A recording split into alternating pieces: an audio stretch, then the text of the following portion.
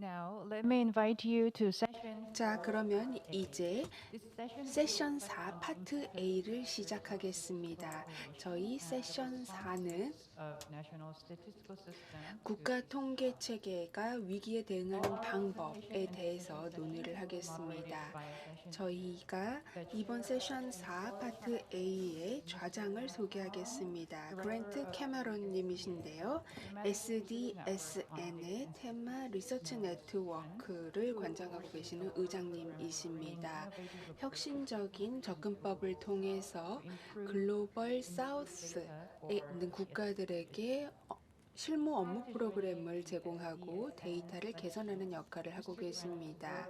SDSN 트렌즈에서 일하시기 전에 캐머런 좌장님께서는 월드뱅크에서 15년간 일을 하시면서 통계 데이터 역량을 개선시키는 데 지원을 해주셨습니다. 그리고 또한 정책 입안자와 대중을 위한 데이터를 만드셨습니다. 또 캐나다 통계청에서도 일을 하기도 하셨습니다. 자, 그러면 캐머런님 좌장 부탁드립니다. Thank you very much. 감사합니다. 여러분 감사하고 또 제 소개도 감사합니다. 네, 제 목소리가 잘 들리시면 고개를 끄덕끄덕 해주십시오. 네, 프란체스카님 감사합니다. 여러분들 모두 거기에 잘 계시는군요. 여러분들 저희 통계청 유행공주 공식 통계 국제 컨퍼런스에 오신 것을 환영합니다. 저는 그랜트 캐머런이라고 하고요. 들으셨다시피 제가 이번 세션 4 파트 A의 좌장을 맡았습니다. 이번 세션은요. 통계 운영에 있어서 재난의 영향, 어떻게 국가 통계 체계가 대응하였는가입니다. 우리 자신에게 자문해봐야 되는 아주 적절한 질문이라고 생각을 합니다. 아주 많은 산불이 일어나고 있고 그리고 허리케인이 오고 있고 팬데믹을 겪는 이 상황에서 말이죠. 그래서 저희가 몇 가지 말씀을 드리고 패널로 넘어가겠습니다. 사실 국가통계청 입장에서 봤을 때는 재난은 아주 퍼펙트 스톰이라고 할 수 있습니다. 저희가 이런 상황에서 데이터 수집과 그리고 데이터 수집으로 인한 데이터 생산 방식에 영향을 받을 수가 없습니다. 그럼에도 불구하고 저희는 재난 상황에서 통계를 생산하고 제공해야 되고 그리고 또 다양한 소스를 통해서 통계를 원하는 사람들이 많습니다. 첫 번째는 정책 입안자들이 새로운 공공 섹터의 서비스를 하기 위해서 데이터를 필요로 하죠.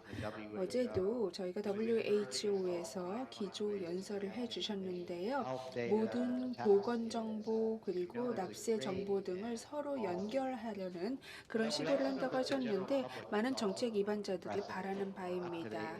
그리고 두 번째로는 재난과 관련된 가장 최신 데이터를 원하는 사람들이 있습니다. 그래야만 정책 입안자들이 의견을 정책을 세울 수가 있기 때문입니다. 하지만 그럼에도 불구하고 저희에게 희망이 있다라고 생각이 됩니다.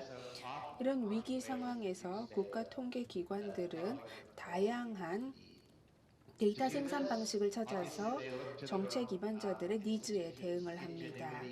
저희는 통계기관으로서 창의성을 발휘해서 어려운 상황을 타개하기도 하고요.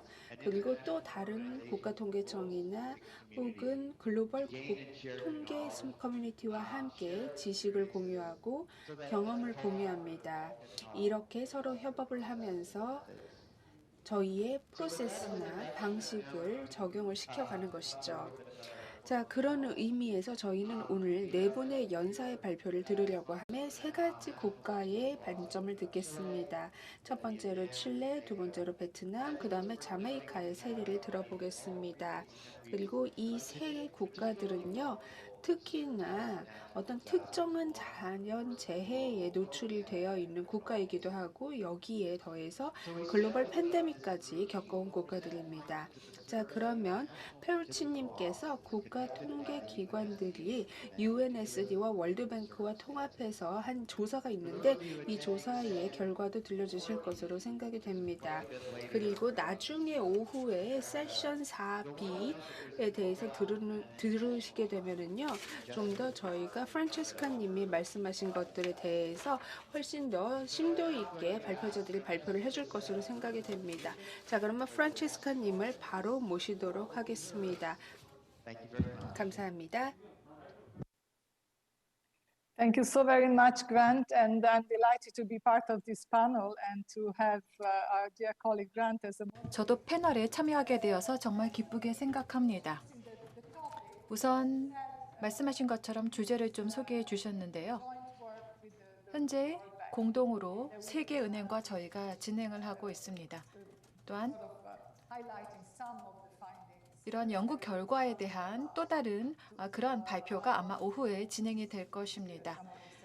뭐 청중 분들은 좀 다를 수가 있겠죠. 네, 다시 한번 인사드리고요. 안녕하세요. 한국은 아침 시간이죠. 아시아 지역 또 그럴 것이고요. 이 밖에도 지금이 저녁이거나 혹은 좀 밤 늦은 시간인 그런 곳도 있을 것 같습니다.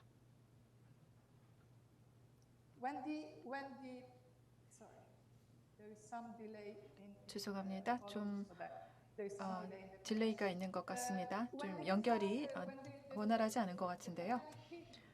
자, 코로나 사태가 beginning of 2020. 2020년도 초에 발발을 했고 그 직후 저희는 통계 업무가 큰 지장을 받게 될 것이다. 이것을 깨달았습니다.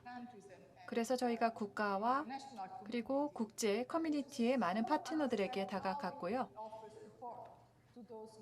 이를 통해 어떻게 지원을 얻어낼 수 있을 것인가, 팬데믹이라는 도전과제에 어떻게 대응할 수 있을 것인가 고민을 했습니다. 세계은행의 개발그룹 그리고 유엔의 지역위원회와 함께 저희는 1년의 서베이를 진행하기로 했습니다.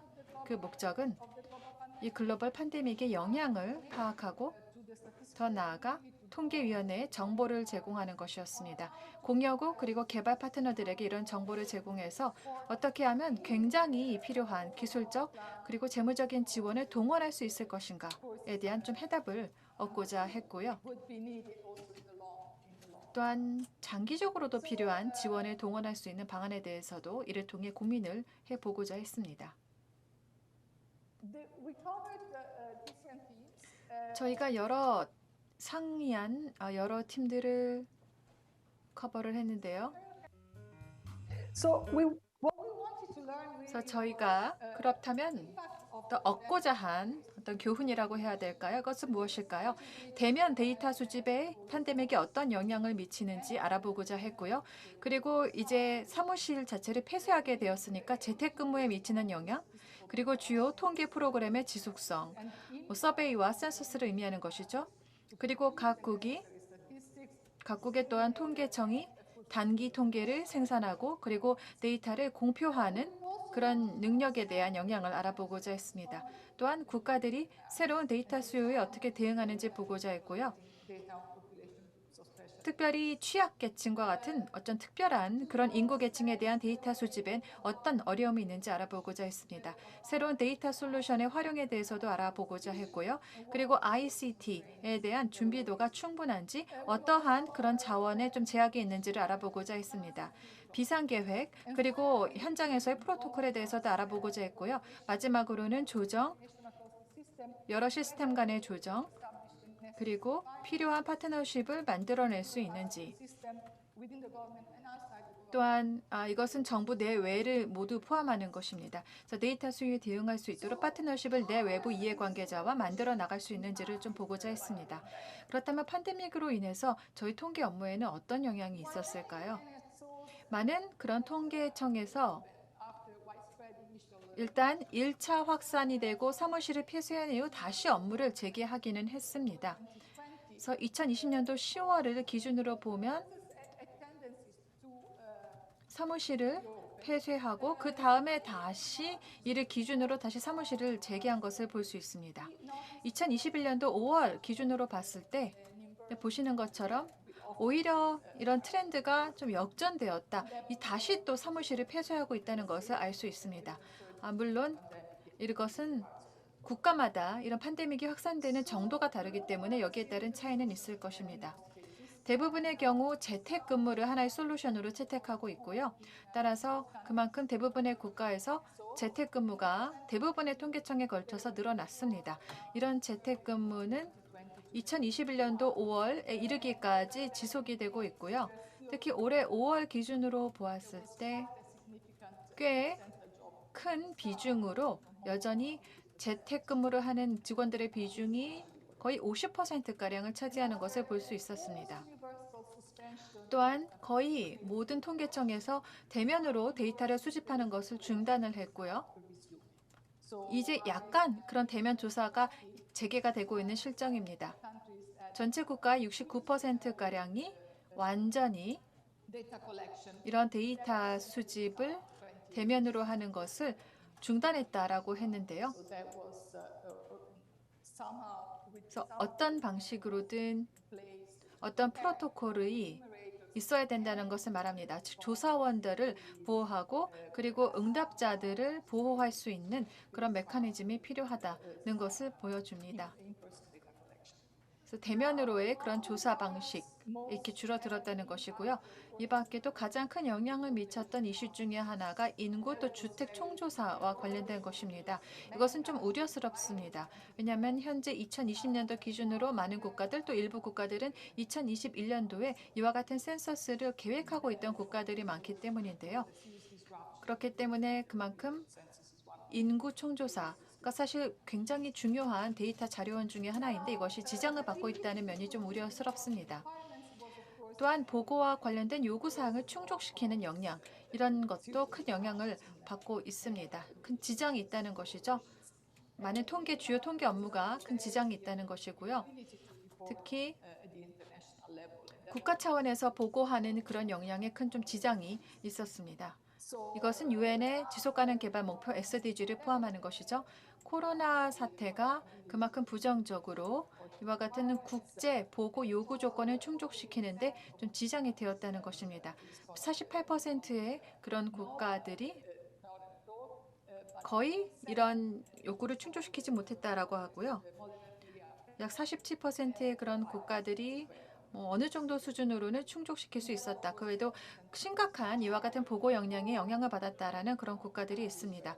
특히 저소득 국가들은 거의 65%가량이 이와 같은 요구사항을 충족시키는데 지장이 있다라고 답변을 했고요. 제가 보기에는 또 중요한 것이 취약계층과 관련된 문제입니다. 오늘 기조 연자분께서도 좋은 정보를 공유해 주셨는데요. 가장 취약한 계층, 또한 SDG를 실행하는 것, 그 누구도 소외되지 않도록 하는 SDG 달성을 위해서는 우리가 보다 정교하고도 세분화된 데이터가 모든 인구 집단에 대해서 필요합니다. 대부분의 국가들의 보고에 따르면 어려움이 있고 특히나 특정 인구 집단에 대한 데이터 수집에서 어려움을 겪고 있다고 합니다. 이주자, 난민, 그리고 장애인 등이 여기에 포함이 됩니다. 한 사례를 들어보자면요. 이민자의 경우 팬데믹으로 인한 어려움으로 인해서 무엇보다도 가장 전화나 인터넷으로 좀 다가가기 힘든 그런 취약계층이 문제가 되고 있습니다.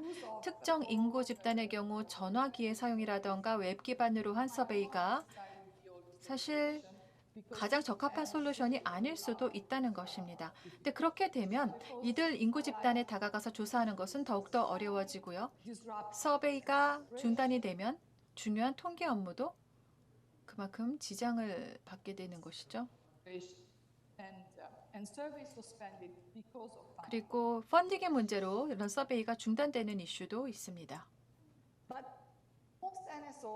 하지만 대부분의 그런 국가통계청에서는 이런 도전과제에 잘 대응을 하고 있습니다. 사실 많은 국가통계청에서는 이 팬데믹이 오히려 하나의 기회다, 현대화를 촉진할 수 있는 기회다라고 생각하고 있습니다.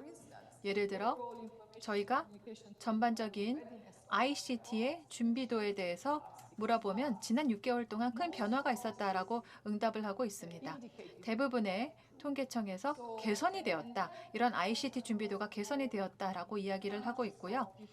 특히 여러 소득 수준의 격차가 있겠지만 대부분의 국가에서 이런 경향을 볼 수 있습니다.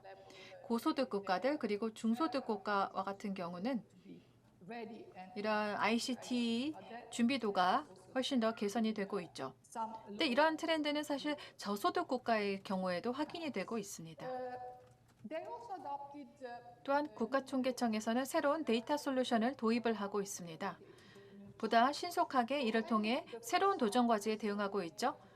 이미 2020년도 5월에 1차 서베이를 통해서 저희가 확인한 사실이 있는데요. 그것은 각국 통계청이 전화를 통한 서베이를 통해서 혹은 행정자료에 보다 개선된 이용, 그리고 소셜미디어와 같은 새로운 자료원의 그런 활용, 예를 들어 또 위성 이미지라던가 혹은 시민들이 만들어낸 데이터까지도 활용을 하고 있다는 것입니다. 우선 제가 좀 사과의 말씀 드립니다. 왜냐하면 파워포인트 자료 공유가 잘 안 되는 것 같아서요.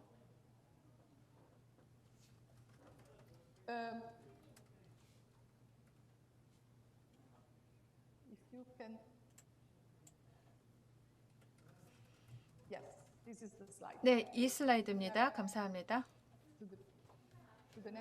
그 다음 슬라이드로 혹시 넘어갈 수 있을까요? 그리고 각국 통계청은 새로운 파트너십을 만들어서 데이터 갭의 간극을 좀 메우고 있습니다.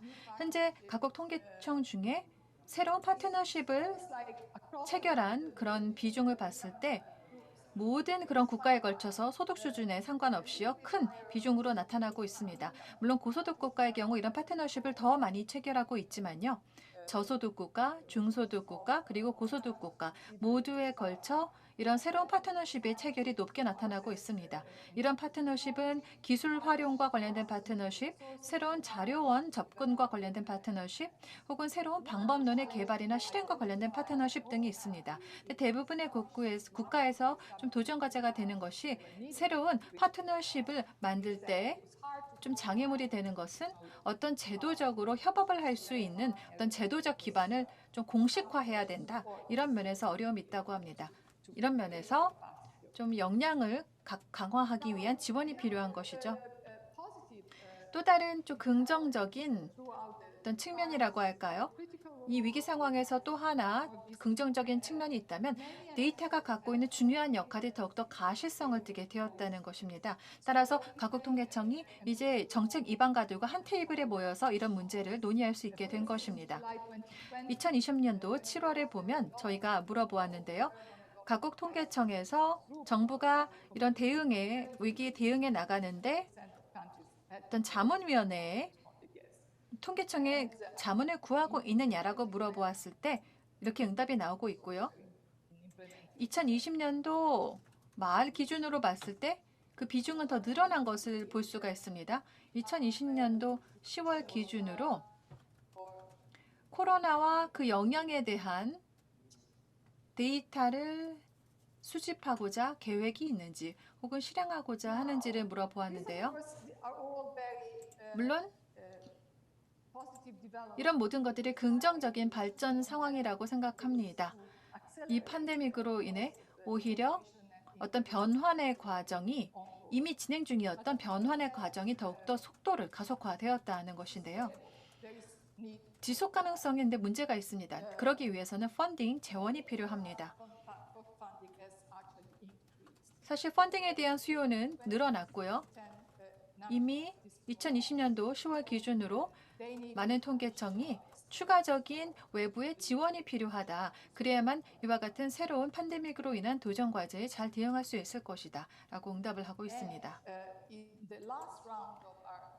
저희가 마지막으로 2021년도 5월에 각국 통계청에 대한 조사를 했을 때 그 결과를 보면 국가통계청, 특히 저소득 국가, 중간소득 국가들의 경우 펀딩이 줄어든 것을 볼 수 있습니다. 국내 그리고 국외 모두 할 것 없이 펀딩의 어떤 소스가 줄어든 것을 볼 수 있고요.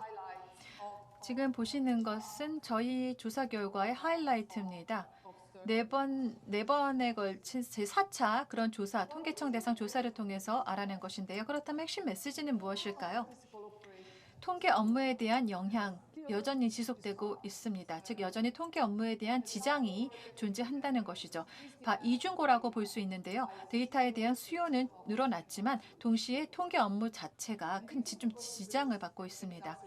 또한 이른바 글로벌 데이터의 불평등이 오히려 심화될 수 있는 그런 리스크가 존재합니다. 그 이유는 아시겠지만 이런 국가들의 경우 어떤 국가는 혁신을 훨씬 더 잘 이용하고 새로운 데이터 솔루션을 더 잘 이용할 수 있는 국가들이 있습니다. 이런 국가들의 경우는 훨씬 더 빨리 앞서갈 수 있겠죠. 올바른 ICT 인프라를 갖춘 국가들의 경우 그럴 것입니다. 이런 국가들은 새로운 데이터 솔루션을 더 쉽게 받아들이고 활용할 수 있겠죠. 하지만 반면에 더 뒤처지는 국가들도 있습니다. 이와 같은 격차가 점점 좀 벌어지고 있다는 것이고요. 이런 대응으로 인해서 오히려 혁신이 더 가속화되고 있습니다. 이런 것들은 좀 더 장기간에 걸친 영향을 미칠 텐데요. 따라서 기술적인 혹은 재무적인 지원을 통해서 보다 지속 가능한 방식으로 이런 솔루션이 골고루 채택될 수 있도록 해야 할 것입니다. 보다 많은 그리고 더 나은 펀딩, 무엇보다도 구체적으로 ICT 인프라에 대한 투자, 더 많은 기술적인 지원, 여기에 대한 니즈는 증대하고 있습니다. 그래서 국가들로 하여금 새로운 데이터 솔루션을 사용하도록 하기 위해서 이 밖에도 보다 광범위한 그런 개발에 대한 지원이 가능하도록 하기 위해서는 이런 또 니즈가 등장하고 있다는 것이고요. 또 이런 지원이 있어야만 이와 같은 변환의 과정에 더 많은 국가들이 참여할 수 있을 것입니다. 미래의 위기에 대응한다 혹은 준비한다라는 면에서 국가들 중에 더 큰 그런 회복력을 보여주는 국가들이 있는데요. 그 말은 그만큼 회복력, 특히 통계 업무라던가 데이터 시스템의 회복력을 더 증진하기 위한 투자가 필요하다는 것입니다. 기조 연설에서도 몇 가지 중요한 분야가 강조가 되었죠.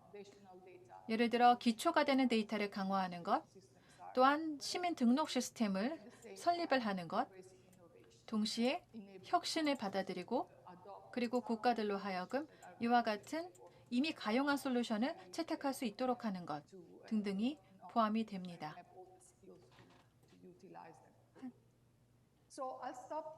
저는 이것으로 마무리하겠고요. 파워포인트가 좀 잘 진행이 되지 않았는데요. 여기에 대해서 사과의 말씀드리고 추후에 질문 받겠습니다. 네, 감사합니다. 프란체스카님 아주 명확한 내용의 발표를 해주셨고요. 또 저는 핵심 메시지가 잘 던져졌다고 생각합니다. 제가 서두에 말씀드린 것과도 일관되는 내용인데요. 좀 글로벌한 시각에서 볼 필요가 있다고 봅니다. 우리의 통계 업무는 이중고에 시달리고 있다. 말씀해 주셨죠? 맞습니다. 하지만 이제 천천히 우리가 스스로를 잘 조직을 해 나가고 있다고 생각합니다. 팬데믹은 지속되고 있는데요. 오히려 어떤 면에선 혁신이 더 개선이 되고 있죠. 그래서 저는 좀 전체적으로 볼 수 있는 지금 세계은행과 그리고 유엔 통계처가 공동으로 각국 통계청을 대상으로 설문조사한 결과를 공유해 주셨는데요. 현재 현장의 모습은 어떤지를 잘 볼 수 있는 그런 발표였다고 생각합니다. 자, 두 번째 연사는 산드라 코히아드이고요. 칠레 통계청에서 나오셨습니다. 칠레의 경험과 그리고 칠레 통계청의 경험을 공유해 주실 예정입니다. 저희에게 영상을 보내주셨기 때문에 영상을 틀어드리도록 하겠습니다. 자, 그러면 저희 영상 부탁드립니다. 여러분 안녕하십니까? 칠레 통계청을 대신해서 이 회의가 저희에게 굉장히 좋은 기회라고 말씀을 드리고 싶습니다. 저희의 경험과 전략을 나눌 수 있는 기회이기 때문이다. 특히나 코로나19로 인해서 촉발된 경제 위기에 대응하는 저희의 경험을 공유하고 싶습니다. 첫 번째 도전 과제는 저희 통계청의 주기적인 그리고 정기적인 통계 생산 활동을 지속하는 것이었습니다. 저희는 현장 조사 방식을 개선해야 했었는데요. 일단 현장에 파견되는 저희 직원들에게 개인 보호 장구를 보급을 해서 감염의 위험으로부터 보호를 했습니다. 그리고 두 번째로는 데이터 수집을 늘 면대면으로 해왔는데 이런 대면 조사 방식을 원격 업무로 바뀌었습니다. 그리고 웹과 전화를 기반으로 하는 조사 방식을 주로 활용을 했습니다. 이 같은 데이터 수집 방식을 적용함으로써 대면 조사 방식이 로 얻을 수 있었던 정보에 대한 접근성을 어느 정도 보완을 했습니다. 그리고 저희 데이터 수집 프로세스를 개선을 했어야 했는데요. 특히 가구 조사가 그 대표적인 예였습니다. 그런데 팬데믹 상황에서는 저희 칠레 통계청에서 가구 조사를 대면 형식으로 진행할 수가 없었기 때문에 컴퓨터 시스템을 사용을 해서 우리 통계 지표들의 생산 연속성을 확보를 하고 공표를 했습니다. 또 기업 총조사가 있는데요. 기업 총조사는 웹 형식을 통한 자발 신고로 진행이 됩니다. 그런데 이런 형태의 데이터 수집 방식이 이 팬데믹 상황에서는 그렇게 완벽한 대체자가 되지 못했습니다. 왜냐하면은 기업들이 안 그래도 원격 업무로 재택근무로 업무 형태를 전환을 시켰기 때문에 응답률이 상당히 낮아졌기 때문입니다. 또 물가 조사 같은 경우는요, 역시 대면 조사 방식을 변화를 시켰는데요. 특히 기업들 중에서 전화나 그리고 웹을 통해서 가격 조사를 하기가 어려운 기업들이 있습니다. 대신에 저희는 이미 팬데믹 이전부터 웹을 통한 가격 정보 수집을 해왔는데요. 팬데믹 상황에서 이 웹을 통한 데이터 수집 방식이 매우 좋은 행정 데이터의 보완책이 되었습니다. 팬데믹 동안에 가장 중요한 이슈 중에 하나는 정보의 시의 적절함이었습니다. 통계 생산을 변화하는 조건 속에서 계속해서 해야 했기 때문입니다. 그래서 아까 말씀드렸던 것처럼 저희의 통계 생산 방식을 우선순위 정보에 맞추어서 개정을 했습니다. 몇 가지 예를 들어 드리겠습니다. 일단 통계 개발 및 공표 활동입니다. 저희는 팬데믹이 통계에 어떻게 영향을 미쳤는지 커뮤니케이션을 하는데 중점을 두었고요.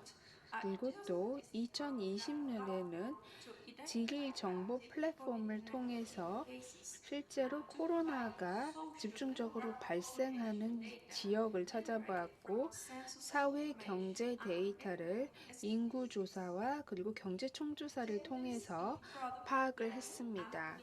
그리고 통계 기획 및 커뮤니케이션이 중요하다는 것을 알았는데요. 구조적으로 이 수익 그리고 노동력이 미치는 영향을 보기 위해서 저희는 농업 총조사를 2020년에 기획이 됐던 것을 2021년으로 미루었습니다. 그리고 또 다른 조사를 2022년에서 1년씩 미루었습니다. 통계 운영과 관련해서는 계속해서 측정 방법을 바꿔야 했기 때문에 국가적으로 시기의 조사를 하기도 했습니다. 그런데 이런 제한이 있었음에도 불구하고 칠레 통계청에서는 업데이트가 되어 있는 각 전체 국가의 코로나가 미친 사회 경제적인 영향에 대해서 조사를 하고 하나의 주제 모델로 삼아서 국가 통계로 생산을 했습니다. 그중 대표적인 것이 노동 통계입니다. 유관 부처 중에서도 사회개발 및 가족부와 UNDP와 협업을 해서 저희의 경험을 공유를 했고 또 이 같은 전화 수집 방식을 통해서 가구 조사와 사회 조사를 코로나 상황에서도 지속을 했습니다. 이것은 팬데믹이 우리 사회의 생활 여건에 어떤 영향을 미쳤는지 알아보기 위함이었습니다. 그리고 팬데믹과 관련된 측정치를 위해서 저희는 저희 통계 생산 과정에서 연구이 변화를 시킨 것도 있습니다. 저희는 늘 국제기구들의 기술 지원을 매우 귀중하게 생각하고 있습니다. 그리고 특히나 지금 팬데믹으로 인해서 모든 상황이 변화하는 이 시점에 기술 지원은 어느 때보다도 중요합니다. 라틴 아메리카 카리비안 경제위원회에서는 지식 전수 네트워크를 수립을 했는데요. 이 네트워크를 통해서 통계청의 경험과 그리고 또 지식들을 팬데믹 상황에서 함께 공유하려고 합니다. 그리고 또 저희의 통계 과정에 이런 다른 기관에도 도움이 될 수 있도록 공유하고 있습니다. 마지막으로 전체 역사적으로 봤을 때 칠레는 지리적으로, 기후적으로 그리고 또 보건 상황에서 봤을 때 대규모의 그 위기 상황들을 많이 겪었습니다. 그 중에 2010년 칠레 재난과 최근에 코로나19 팬데믹이 있는데요. 이로 인해서 저희의 전체 경제와 국민들이 아주 큰 영향을 받았습니다. 그래서 칠레 통계청은 늘 저희 칠레 국가위기통제센터와 같이 협업을 하는데 깊은 관심을 가지고 있고요. 분류, 자연재난과 그리고 그 외에 기타 재해들의 분류 코드를 가지고 있는 통계를 생산을 해왔습니다. 이렇게 체계적인 통계를 생산을 함으로써 통계 언어로 이용자들에게 접근을 했습니다. 그리고 이런 기초 통계는 다양한 환경에서 어떤 영향이 있는지를 기록하는 데 아주 좋은 툴이 되었습니다. 특히 유관 기관들이 이런 유사한 종류의 정보를 같이 취합해서 저희와 공유해주고 있습니다. 지금까지 경청해 주셔서 감사합니다. 그리고 한국통계청과 UN 통계처에 감사를 드립니다. 이런 시적절한 컨퍼런스를 조직해 주셔서 저희에게 아주 소중한 기회가 되었습니다. 공식 통계에 대한 사실을 알아볼 수가 있었습니다. 감사합니다. 네, 감사합니다. 저희들도 물론 칠레 통계청에 감사를 드립니다. 이렇게 영상을 보내주신 덕분에 저희가 명확하게 칠레의 상황을 알 수가 있었고 어떤 기획을 하고 있는지 어떻게 적응을 하고 있는지 그리고 통계 생산물 중에서는 팬데믹과 관련해서 어느 부분에 중점을 두고 있는지 알 수 있었습니다. 특히 재미있게 들었던 부분은 본인들이 어떤 지리공간과 관련해서 생각했던 것보다 훨씬 더 많은 그런 작업을 해야 했다라는 것 그리고 커뮤니케이션의 역할이 굉장히 중요했다라고 말씀하신 부분은 저희도 전체적인 관점에서 들어야 할 부분이라고 생각이 됩니다. 특히나 팬데믹 상황에서 커뮤니케이션은 그 어느 때보다도 중요해졌습니다. 왜냐하면 계속해서 팬데믹과 관련된 업데이트 정보가 회람이 되기 때문입니다. 자, 그리고 또 국제기구들의 지원에 대해서 아주 높이 산다라고 말씀을 해주셨는데요. 제가 첨언을 하자면 사실 전체 국제사회가 다음 위기는 무엇이 될 것인지에 대해서 한 번 더 생각을 해보는 것도 좋을 것 같습니다. 코로나가 마지막이지는 않을 것이기 때문입니다. 굉장히 훌륭한 비디오 영상 잘 보았습니다. 다시 한번 감사드립니다. 세 번째 연사입니다. 웽 타이웡 님이신데요. 베트남 통계청의 디렉터 제너럴로 계십니다.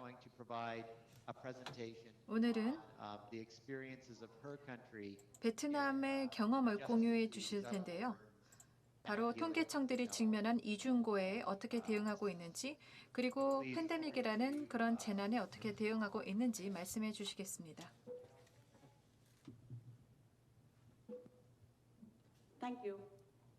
감사합니다. 안녕하십니까? 저는 베트남 통계청의 디렉터 제너럴입니다. 오늘 제 발표는 세 가지 부분으로 진행이 되는데요.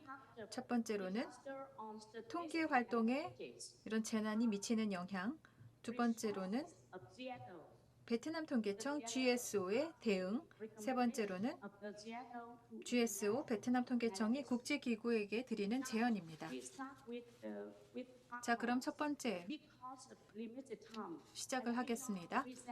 시간이 지금 많지 않기 때문에 일단 통계 활동에 이런 재난이 미치는 영향에 대해서 말씀을 드리겠는데요.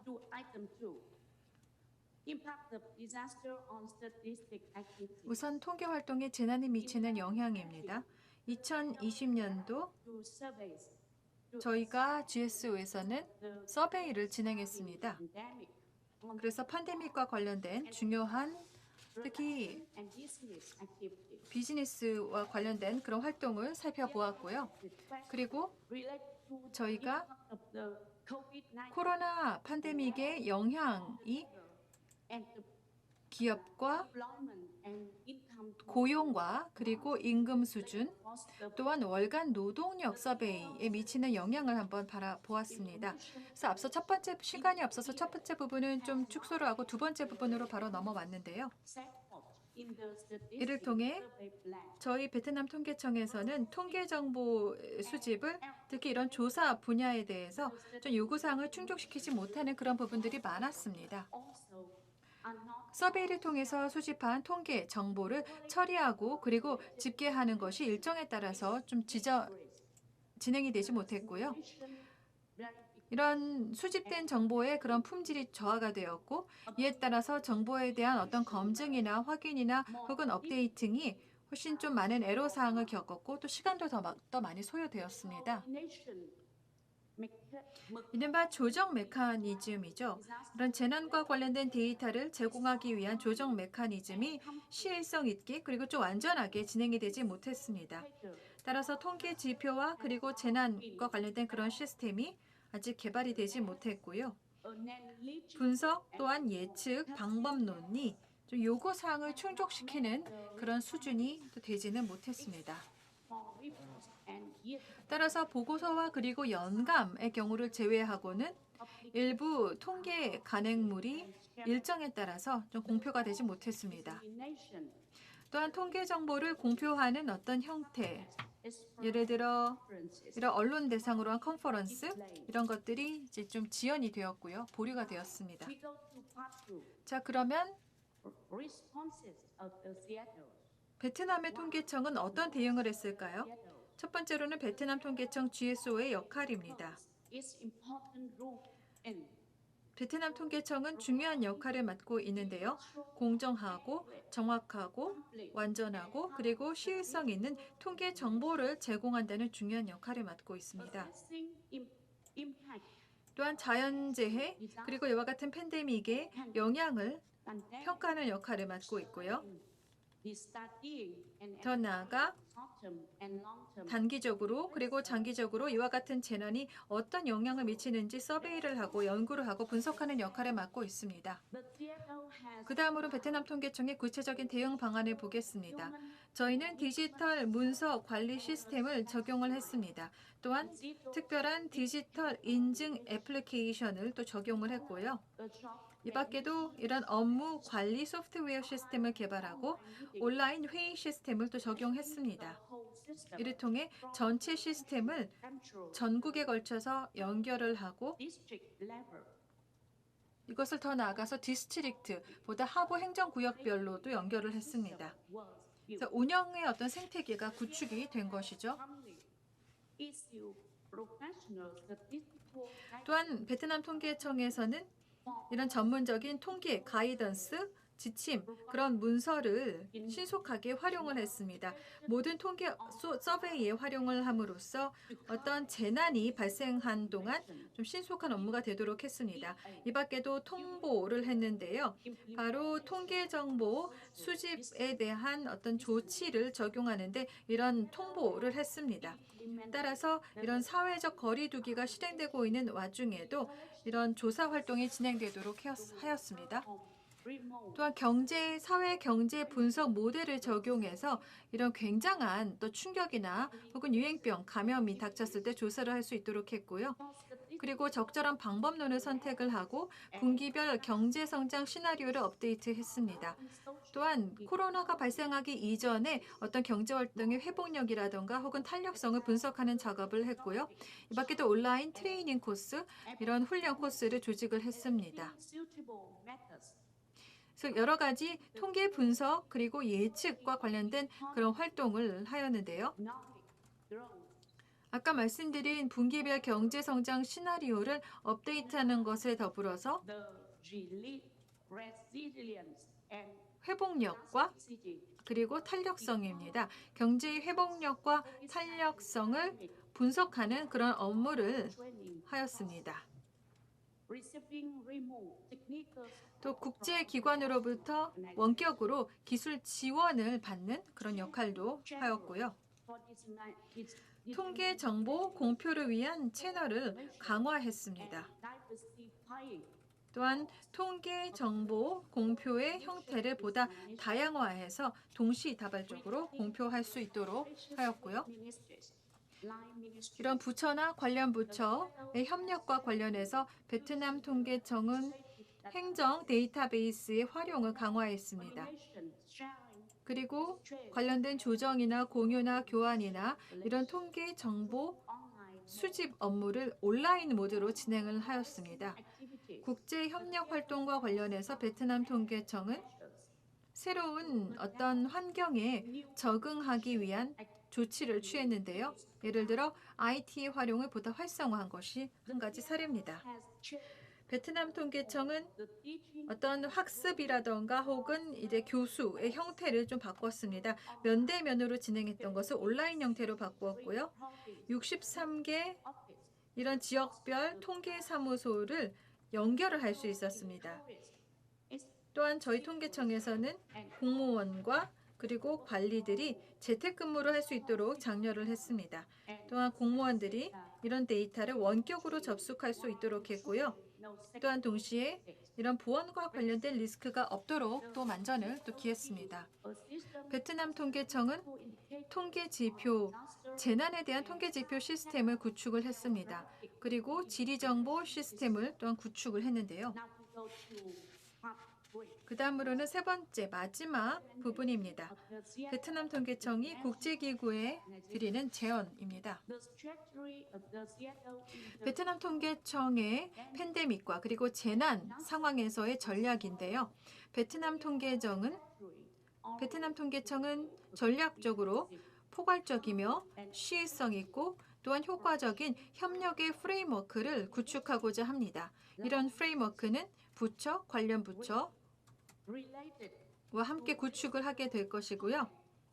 이를 통해 정보를 수집하고 분석하고 공표하고 또 간행하는 이와 같은 과정이 보다 포괄적으로 진행될 것으로 기대하고 있습니다. 베트남 통계청은 평가 프레임워크를 구축하고 있는데요.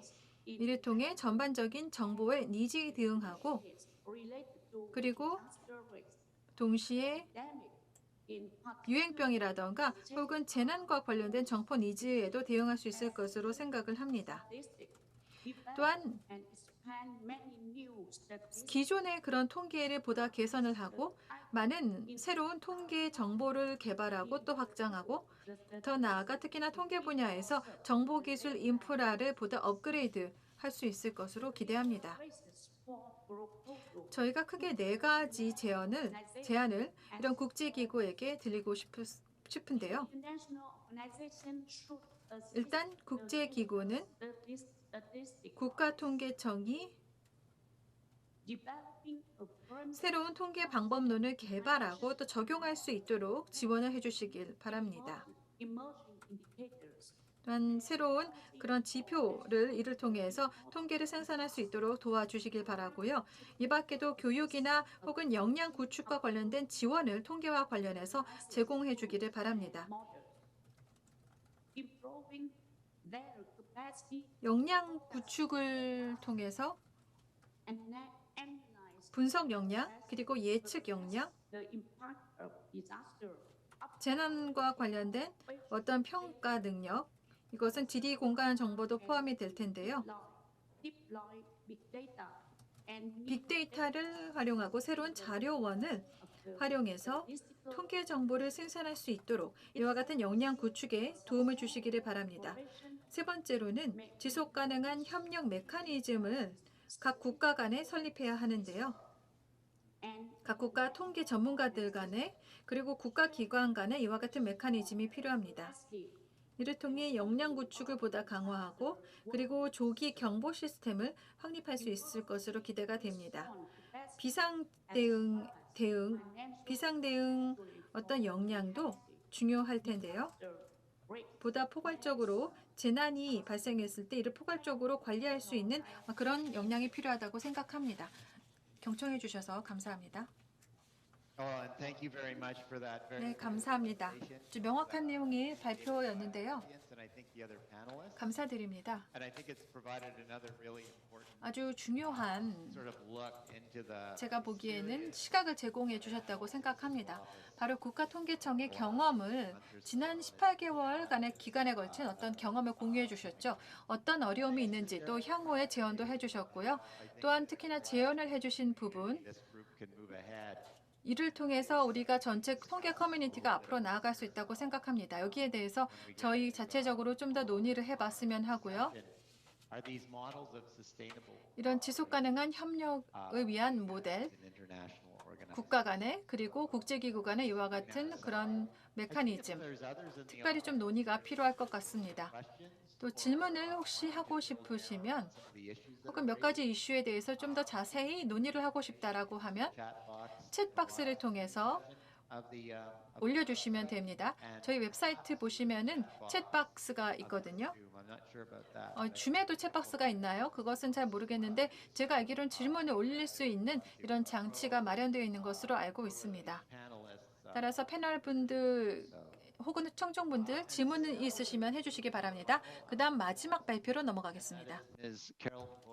캐롤 코이님이십니다. 자마이카 통계청 통계청장님이시고요. 아까 저희 패널 분들과야 마찬가지로 캐롤 코인님도 사실 카리비안 해의 작은 도서국가 출신이시기 때문에 통계 활동을 하시는데 위기 상황에서 어려움이 많으실 것으로 예상이 됩니다. 이야기를 들어보겠습니다. 네, 감사합니다, 그랜트님. 지금 제 화면 공유가 안 되는 것 같은데, 네, 감사합니다. 우선 한국 통계청에 감사를 드리고 UN 통계처에도 저희 자마이카 통계청을 이번 회의에 초청을 해주셔서 감사합니다. 저희 자메이카를 잘 모르는 분들을 위해서 잠시 설명을 하자면요. 저희는 카리비아 중앙해에 위치하고 있습니다. 쿠바와 아이티 근처라고 보시면 되고요. 저희는 개발도상국이자 도서국가입니다. 허리케인이나 다른 자연재해에 굉장히 많이 노출이 되어 있기도 하고요. 3년 전에도 굉장히 큰 허리케인을 겪었고 그리고 열대 태풍이라던가 아니면은 자마이카뿐만 아니라 알트 오브 빈센트라고 해서 화산 활동에 노출이 되어 있기도 합니다. 이런 상황에서 국가 통계 체계를 개발하고 있습니다. 자마이카 자메이카에서는요, 2020년에 최초의 코로나 확진자가 발생을 했습니다. 3월의 이야기였습니다. 그 이후에 저희가 여행 금지라던가 공공모임 금지 등등의 다양한 조치를 취했고요. 특히 자메이카 같은 국가는 관광 산업이 가장 큰 국가 수입원이기 때문에 여행 금지 조치는 전체 국가 경제에 아주 많은 영향을 미쳤습니다. 저희는 그런 상황에서 통계청의 매일매일의 업무 운영을 영속성을 확보하는 게 핵심이었습니다. 무엇보다도 실제로 출근하는 직원들의 수가 굉장히 줄었지만은 그럼에도 사무실은 열어 있는 채로 운영을 했고요. 그러다가 최근에 다시 한번 사무실을 문을 닫았어야 했었습니다. 하지만 최초 락다운 때에는 어떻게 대처를 해야 할지 저희가 아주 많이 좀 혼란했었던 시기입니다.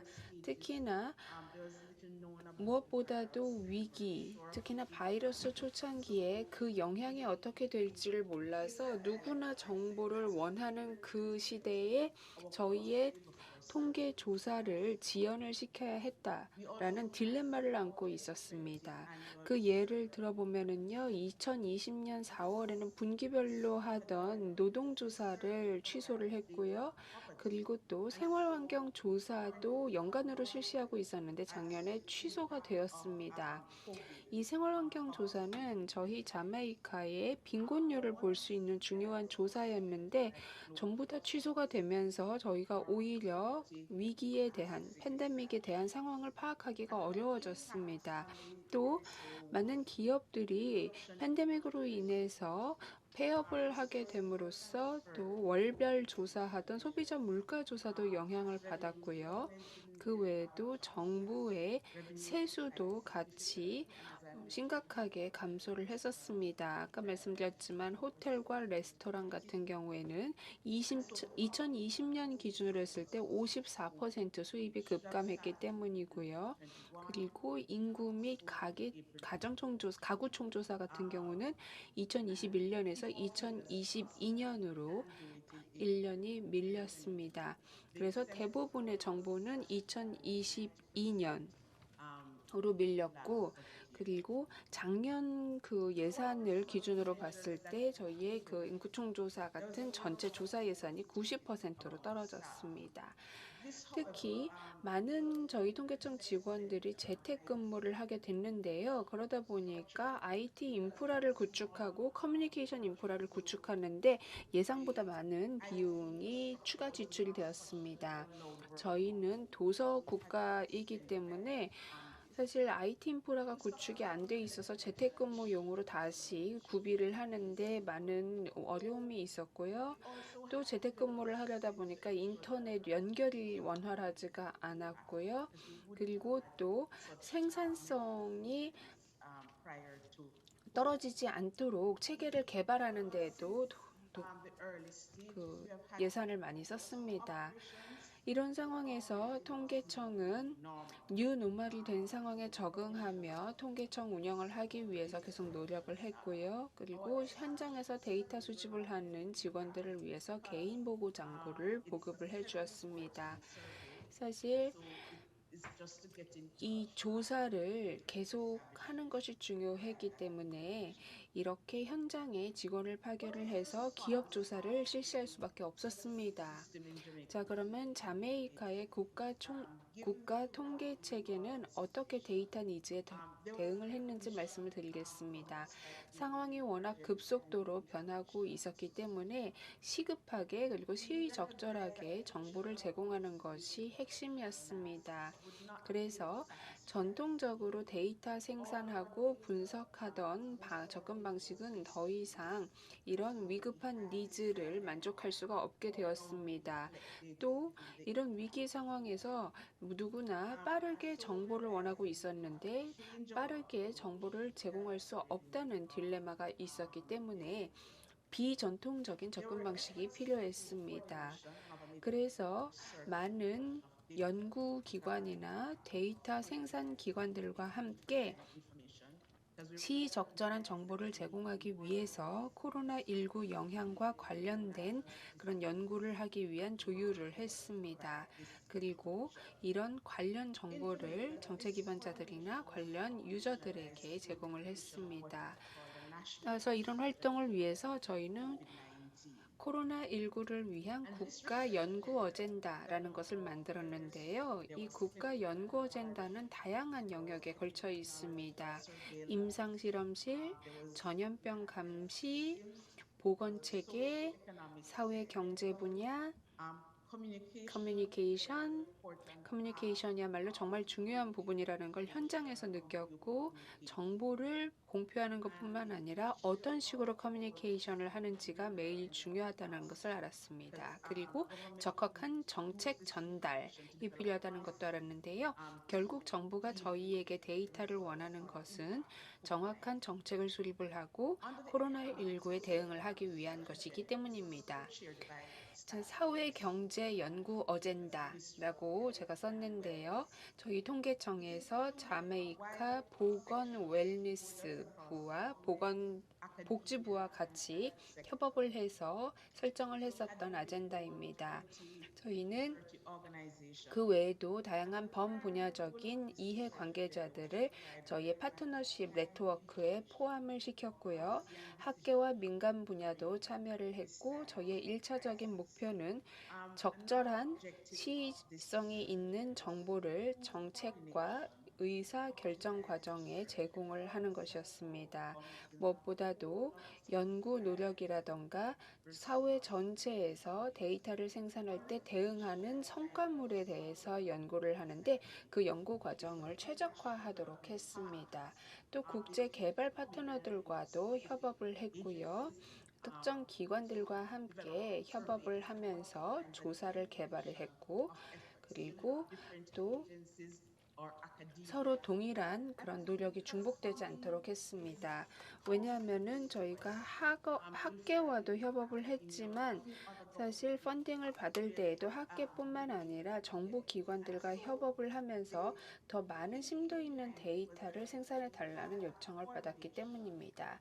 그래서 저희는 그 와중에서 조율자의 역할을 하면서 가장 효율적으로 그리고 최적화된 방식으로 정부를 위해 데이터를 수집을 했습니다. 지금 보시면 사회경제 연구 어젠다는 총 3개의 분야로 정리가 되어 있는데요. 정부와 민관 파트너십입니다. 정부가 코로나19에 대응하는 방식, 입원 절차, 그리고 백신 수급, 백신이 어떻게 움직이는지에 대한 데이터, 그리고 물리적인 관점에서 봤을 때 정부가 어떻게 예산을 집행하는지와 관련된 분야이고 그리고 특히나 코로나19와 관련된 예산 집행이 아주 중요한 정보가 필요한 분야였습니다.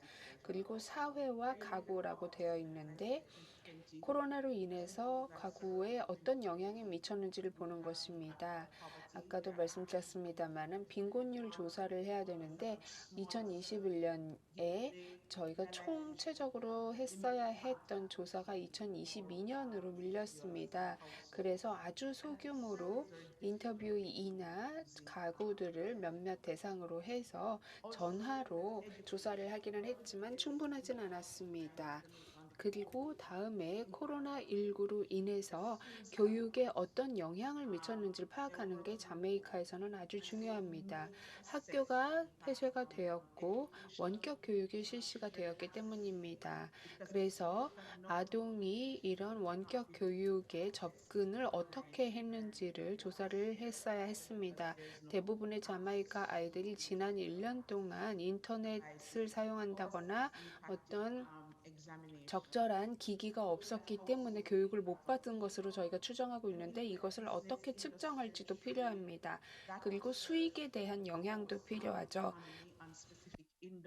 산업과 교역 그리고 기업 등에 있어서 노동시장을 포함해서요. 어떤 영향이 있는지를 파악을 할 필요가 있었습니다. 그리고 이런 연구 어젠다 영역에서 조사를 한 결과가 저희에게 매우 유용하게 활용될 것입니다.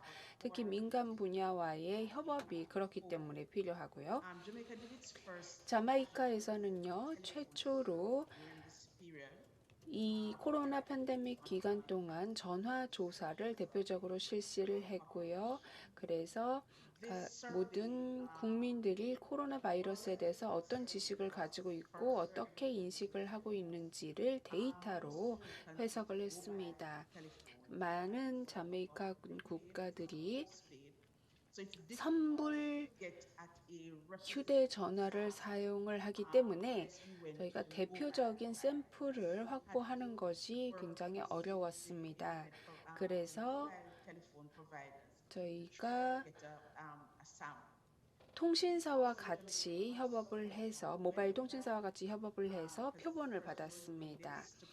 그 외에도 또 이런 형태의 조사를 처음 실시하는 것이기 때문에 조사를 실행할 당시 필요한 기술적인 지원을 받기도 했습니다.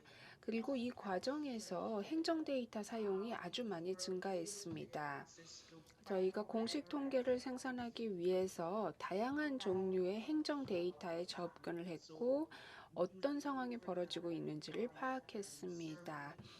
즉 소득 조사를 할 때에 정부 행정 데이터에 접속을 한 것이 하나의 예인데요.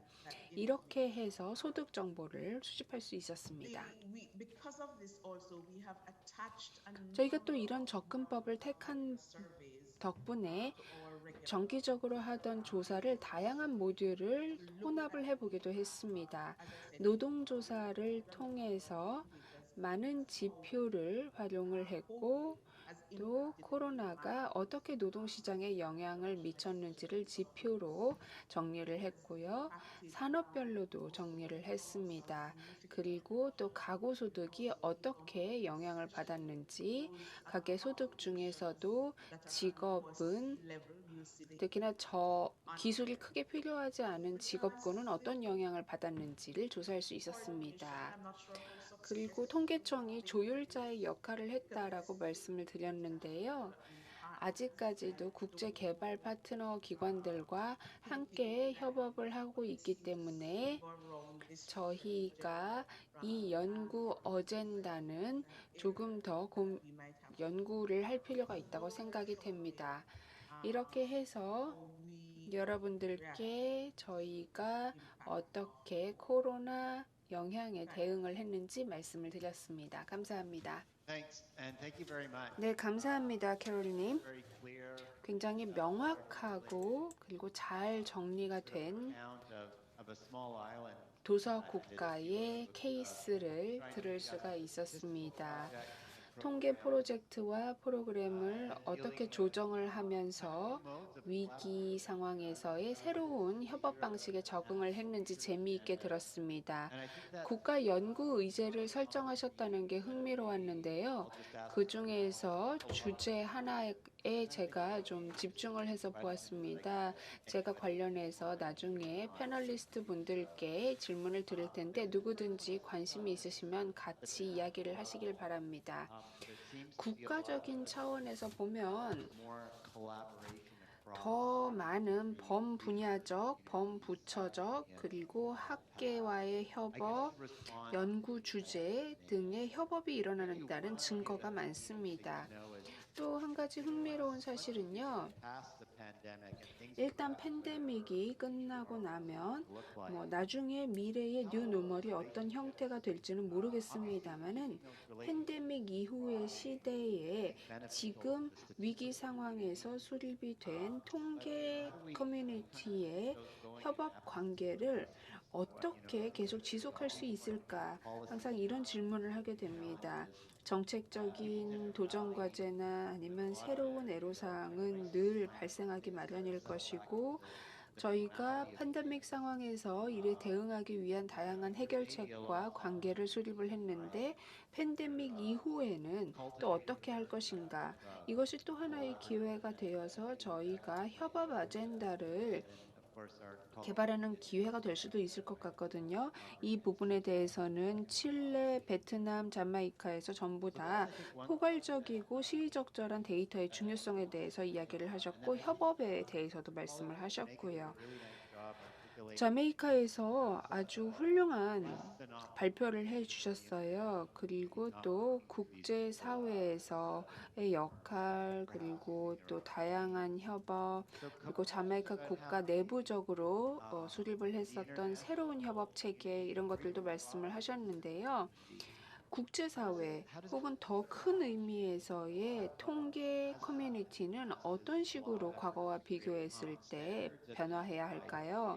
기존의 공동의 표준을 만들고 TA라던가 이런 것들을 통해서 표준을 준수하는 방법도 있을 것 같고요. 아니면은 또 국가에 따라서는 자국의 경험을 기반으로 해서 새로운 솔루션을 모색할 것도 같은데요.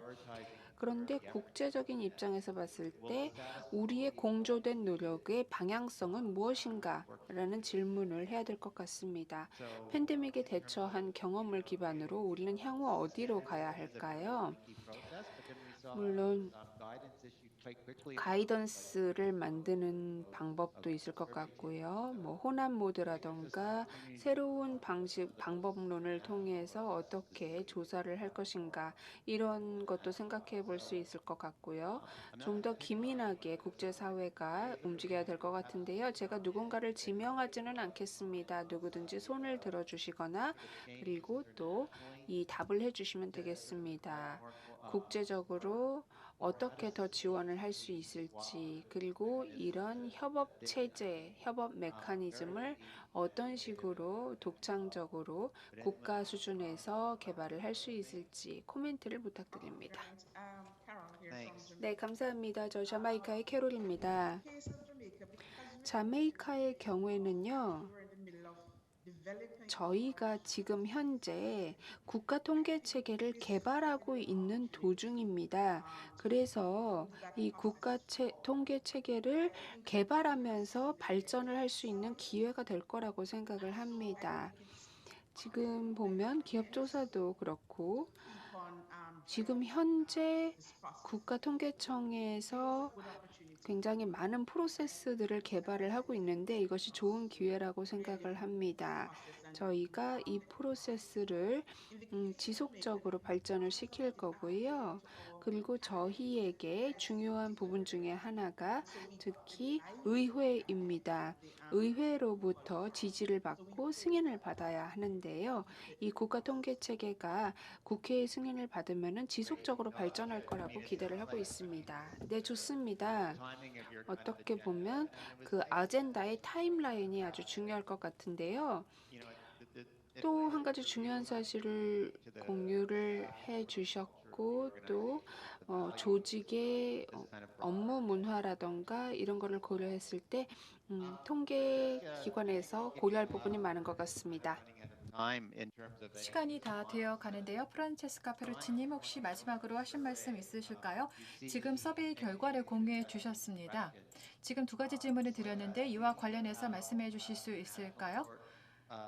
예를 들어 국제적인 어떤 지원이 앞으로 향후 변화를 위해서는 이런 것들이 필요하다라던가 더 많은 정보를 국가의 경험으로부터 우리가 좀 수집을 해서 국내 차원에서의 협업이 증진될 수 있도록 하는 그런 방안들입니다.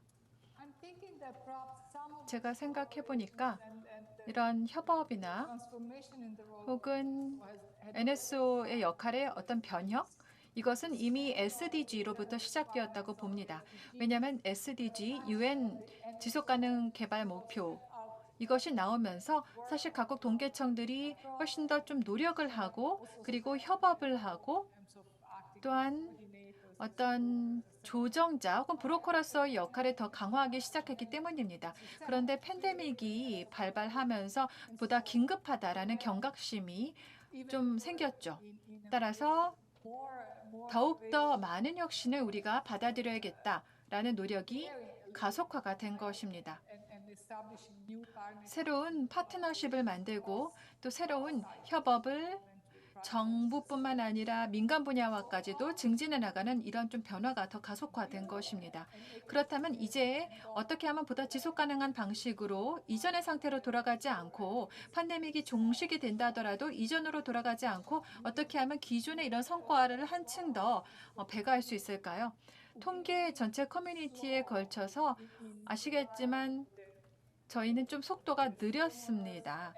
프레임워크를 만들거나 혹은 도구나 혹은 방법론이나 기술적인 지원 이런 모든 것들을 우리가 새로운 업무 분야에 적용하는데 이제까지는 좀 속도가 느렸습니다.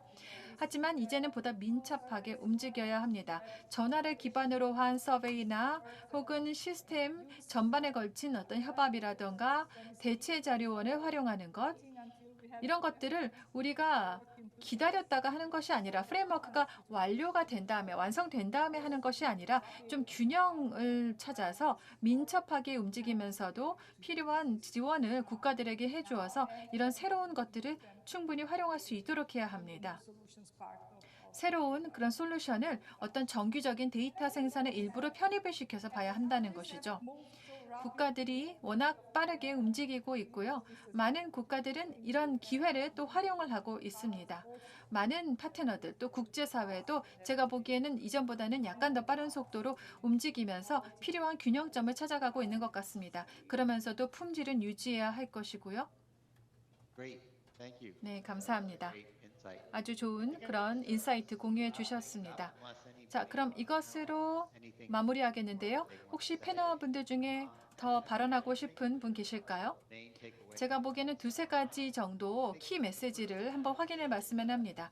첫 번째로 제가 말씀드리고 싶은 것은 지난 1년 반 동안 아마 제가 생각하기에는 전 지구적으로 가장 힘든 시기 중에 하나가 아니었나 생각합니다. 각국 통계청은 이른바 이중고에 직면하면서 더욱더 어려운 상황이었죠. 업무에 지장이 초래가 되고 그리고 수요는 증대하는데 이런 업무는 거의 큰 지장을 받게 되는 아마 지난 100년 동안 가장 업무가 과중했던 그런 시기가 아닌가 생각합니다. 어려운 시기지만요. 동시에 저는 앞으로 나갈 길이 보인다고 생각합니다. 이제 각국 통계청은 국가 차원에서 이전과는 좀 다른 방식으로 활동을 해야 합니다. 더욱더 많은 역량이 필요하게 되었고요. 그러면서도 네트워크를 보다 확장해서 새로운 통계 제품과 또한 서비스를 내놓아야만 합니다. 프란체스카도 이야기했지만 이것은 고무적인 어떤 움직임이라고 생각합니다. 보다 민첩하고 그리고 빠르게 움직여야 한다. 이런 경각심이 생겼다고 생각하고요. 근데 전체 커뮤니티 차원에서 그렇다면 우리가 이와 같은 어떤 진보를 어떻게 더 배가하고 또 양성할 수 있을 것인가? 그것을 어떻게 하면 새로운 국내적 차원의 협업의 형태로 또 진화시킬 수 있을 것인가? 그러면서도 전체 통계 커뮤니티 지원을 확보할 것인가? 이런 중요한 문제가 있다고 봅니다. 흥미로운 패널 토의였다고 생각하고요. 정말로 너무나 훌륭한 그런 통찰력을 각국의 경험을 통해서 또한 얻을 수 있었다고 생각합니다. 이렇게 시간 내주셔서 감사합니다. 또 이렇게 노력을 들여서 또 발표 자료도 준비해 주셨는데요. 다시 한번 유엔 통계처 프란체스카 페루치님께 전반적인 큰 그림을 그려주시는 발표해 주셔서 감사하다는 말씀 드립니다. 참석해 주신 분들 특히나 한국통계청 측에도 이런 컨퍼런스를 마련해 주셔서 감사하다는 말씀을 드리고요. 이런 기회 주셔서 감사하고 그리고 이번 세션 준비해 주셔서 감사합니다. 그럼 이것으로 저는 이제 한 1, 2분 정도 빠르게 끝내고 있는데요. 그 다음 세션까지 잠깐 쉬시면 될 것 같습니다. 네, 제가 그 다음 세션에서는 저도 발표를 해서요. 자료 준비를 하겠습니다. 네, 다시 한번 참여해 주셔서 감사합니다. 훌륭한 세션이었고요. 다음에 또 뵙겠습니다. 감사합니다. 감사합니다.